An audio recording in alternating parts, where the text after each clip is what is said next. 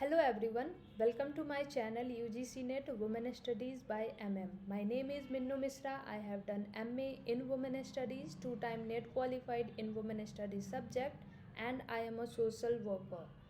Friends, आपको इस channel पे UGC NET वुमेन स्टडीज़ से रिलेटेड मटेरियल मिलेंगे जिसमें कि प्रीवियस ईयर क्वेश्चंस और सिलेबस का एक कंप्लीट डिस्कशन प्रोवाइड किया जाएगा। अभी हम लोग लास्ट ईयर 2021 नवंबर के क्वेश्चंस देख रहे हैं। इसके रिगार्डिंग ये मेरा 6th वीडियो है। बाकी के वीडियो के लिंक आपको इसके साथ अटैचमेंट में मिल जाएंगे। तो चलिए स्टार्ट करते हैं। Match list 1 and list 2। List 1 scheme, Mudra scheme, Bharatiya Mahila scheme, trade related entrepreneurship assistance and development, prime minister employment generation programme, merger, state bank of India, district industries centre, Shishu Kishore Tarun, micro small and medium enterprise development institute. आपको इसको match करना है। जो मुद्रा scheme है इसके अंदर loan provide किए जाते हैं और इसमें 3 तरीके के लोन प्रोवाइड किए जाते हैं। शिशु किशोर तरुण। शिशु लोन 50,000 तक के लोन होते हैं। किशोर लोन 50,000 से ऊपर और 5 लाख से नीचे 5 लाख तक के लोन, और तरुण 5 लाख से ऊपर और 10 लाख तक के लोन इसमें मिलते हैं। तो ए इज रिलेटेड टू थर्ड। भारतीय महिला स्कीम, भारतीय महिला बैंक से रिलेटेड ये टर्म है जो कि 2013 में भारतीय महिला बैंक आया था और 2017 में ये स्टेट बैंक ऑफ इंडिया के साथ इसको मर्ज कर दिया गया। तो B is related to 1। Trade related entrepreneurship assistance and development.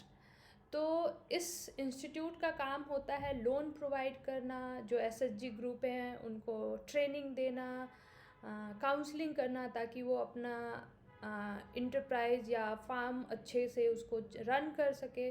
तो this is related to micro small and medium enterprise development institute.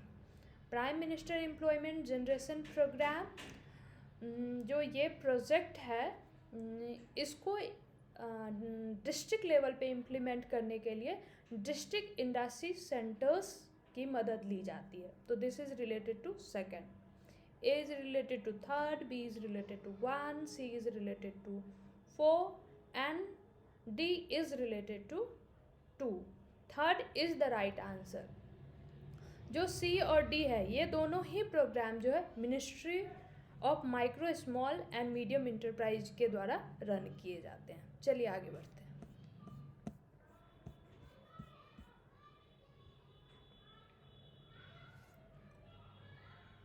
Hermeneutics as a theory and methodology is the study of interpretation and the theory and practice of interpretation। ये point सही है। is derived from religious studies and linguistic traditional hermeneutics such as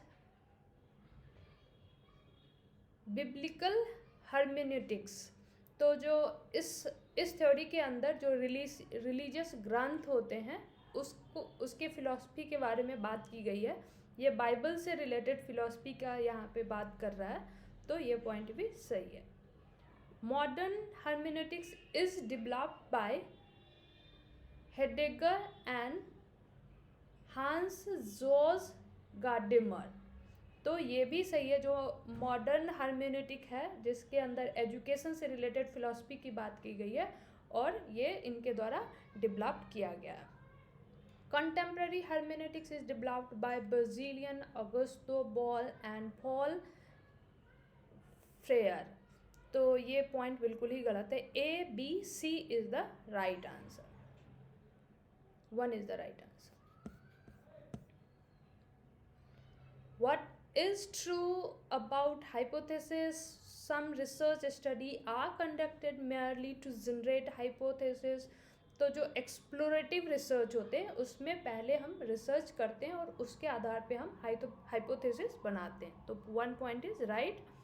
All research study begin and are carried out with the help of hypothesis।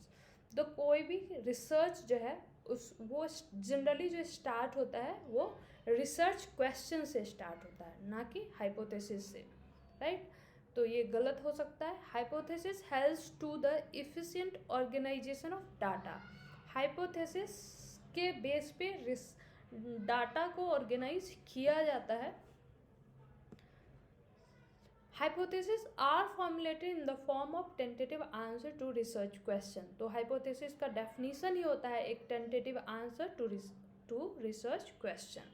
हमें 3 point को select करना है, A, C and D. A, C and D. Second is the right answer.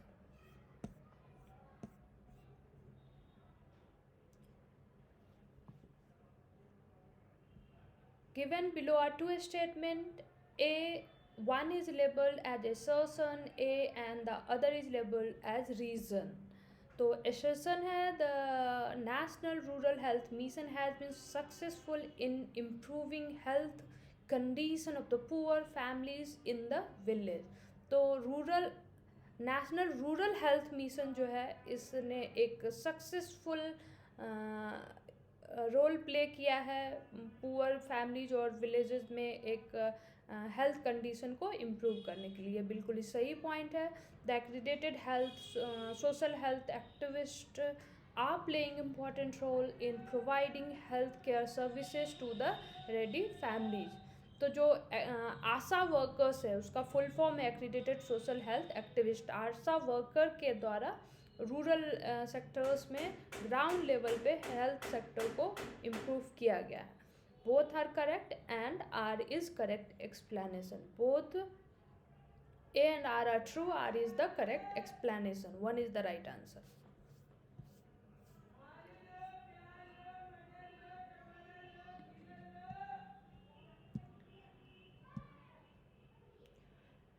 Removal of the sex work from the scope of criminal law while protecting the legal rights of the sex worker.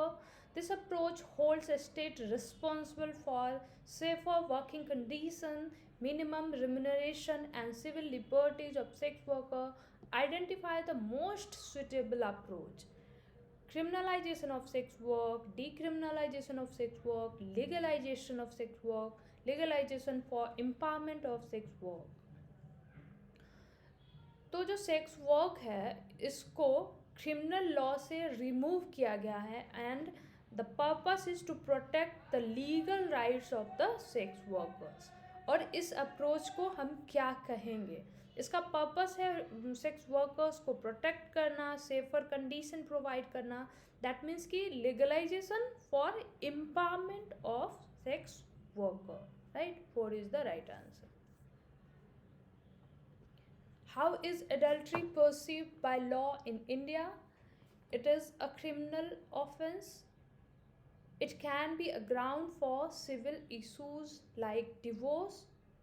It is not a criminal offense. Only a man who had consensual sexual intercourse with wife of another could be punished. तो जो adultery है इसको जो है supreme court ने बताया है कि it is not a criminal offence but it can be a ground of civil issues like divorce. B and C is the right answer. Second is the right answer. Match list 1 and list 2. List 1 Veena Majumdar, Neera Desai, Armeti Desai, Devaki Zan. List 2 initiated capacity building for women in higher education program. Founder of Center for Women Development Study supported by ICSSR. Founder of Institute of Social Study Trust. Founder of Research Center for Women Studies in SNDT Women's University. Veena Majumdar related to ICSSR. Founder of Center for Women's Development Studies supported by ICSR. 1 is related to.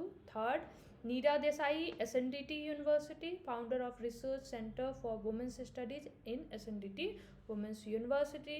Armeti Desai related to initiated capacity building for women in higher education program. Devaki Zan, founder of Institute of Social Study Trust. One is related to second, B is related to 4, C is related to 1, and D is related to third. Second is the right answer.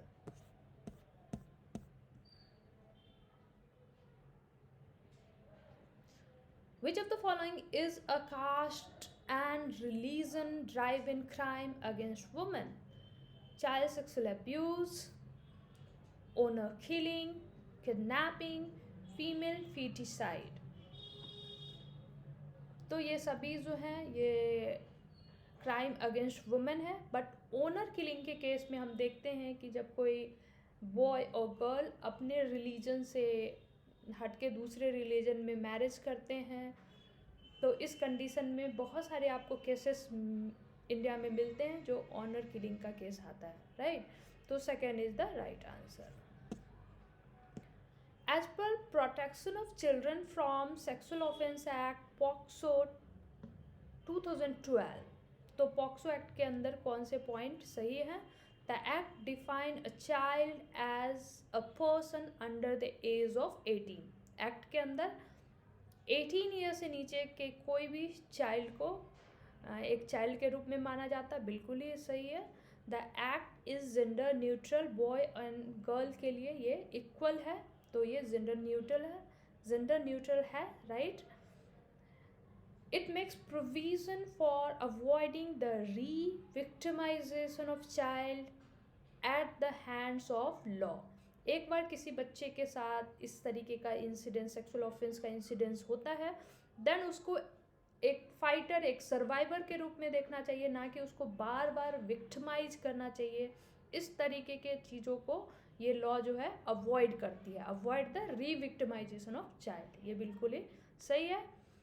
A male below 21 years of age and a woman below 18 years of age would be considered children. गलत है. A, B, C is the right answer. 1 is the right answer.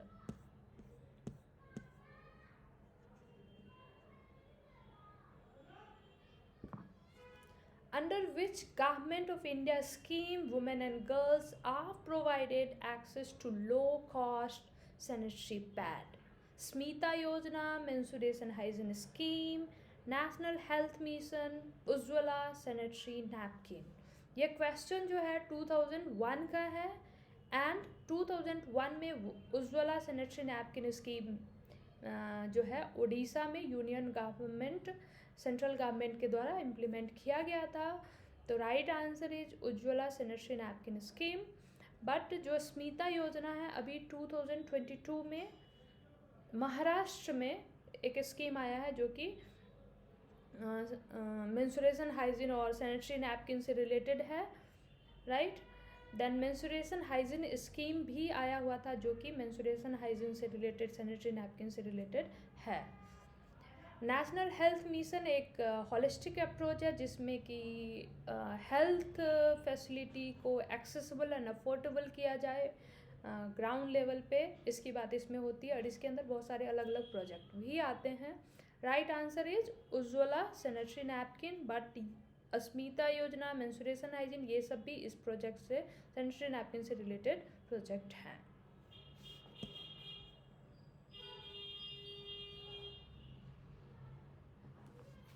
Friends, अगर आपको ये मेरा video पसंद आ रहा है तो please like, subscribe and share to other student for more videos. जल्दी मिलते हैं कुछ और क्वेश्चंस के साथ. तब तक के लिए बाय बाय, टेक केयर.